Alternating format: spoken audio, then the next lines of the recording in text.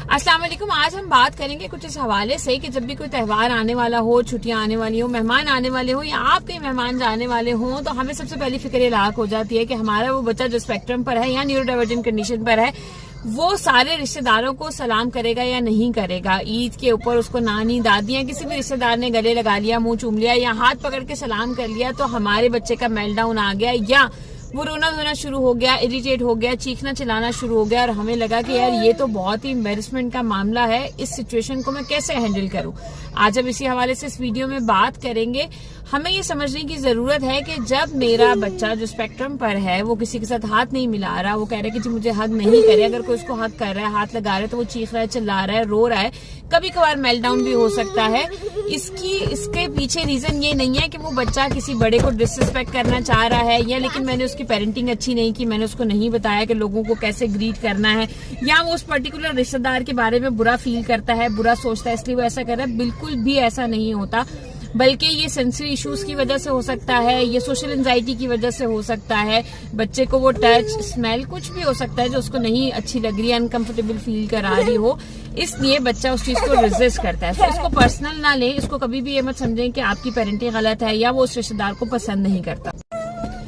अब जरा इस बारे में बात करते हैं कि इस सिचुएशन को आप कैसे हैंडल कर सकते हैं। इस सिचुएशन को हैंडल करने के 3 तरीके हैं। पहला तरीका ये है कि आप अपने रिलेटिव्स को, रिश्तेदारों को, अजीजों अकारिब को, दोस्तों को, जो लोग आपके घर आ रहे हैं, जिनको आप फ्रिक्वेंट मिलते हैं, उनको एजुकेट कर सकते हैं। पहले से ही उनको ये चीज बता सकते हैं कि आपका बच्चा टच सेंसिटिव है, वो शायद हग नहीं करे, वो सलाम नहीं करे, वो हैंडशेक नहीं करे, वो इस चीज को अवॉइड करे, तो ये डिसरिस्पेक्ट नहीं है, ये उसके सेंसरी इश्यूज की वजह से है या ये उसके ऑटिज्म का पार्ट है। सो आप लोगों को इस तरह से एजुकेट कर सकते हैं, अवेयर कर सकते हैं, उनको पहले से कॉन्फिडेंस में ले सकते हैं।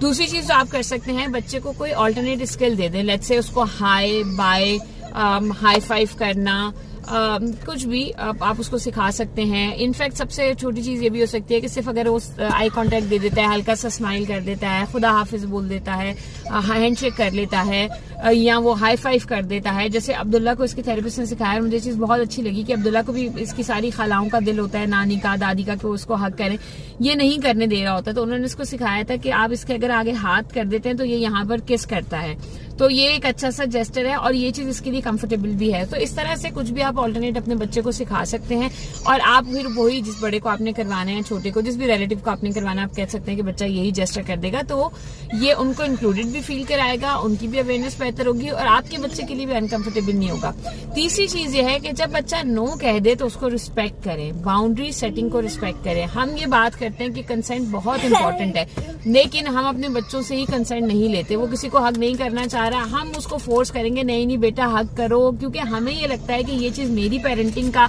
मेरी रिस्पेक्ट का सवाल है कि नहीं नहीं मेरी अम्मी आई है तो उनको गले मिलो, या मेरी सास आई है तो उनको गले मिलो, या फलाना रिश्तेदार आया तो उसको जरूर मिलकर दिखाओ। बिल्कुल भी ऐसा नहीं है। अगर आपका बच्चा अनकंफर्टेबल फील कर रहा है, वो नहीं हक करना चाह रहा, नहीं सलाम करना चाह रहा, नहीं हैंडशेक करना चाह रहा, दैट्स परफेक्टली फाइन। आप उनकी चॉइस को रिस्पेक्ट करें, स्पेशली वो बच्चे जो स्पेक्ट्रम पर है, न्यूरो डाइवर्जेंट कंडीशन पर है। जैसे मैंने पहले भी कहा कि there is a lot of background जिसकी वजह से बच्चा उस चीज को अवॉइड कर रहा होता है। सो मैं हूँ Tahira Bano, a clinical psychologist, child lover and a very very proud mama of Abdullah who is on autism spectrum. So अगर आप स्पेक्ट्रम और न्यूरो डाइवर्जेंट कंडीशन के हवाले से मजीद ऐसी ही रॉ रियल सजेशन चाहते हैं तो मेरे पेज को फॉलो करना मत भूलिएगा।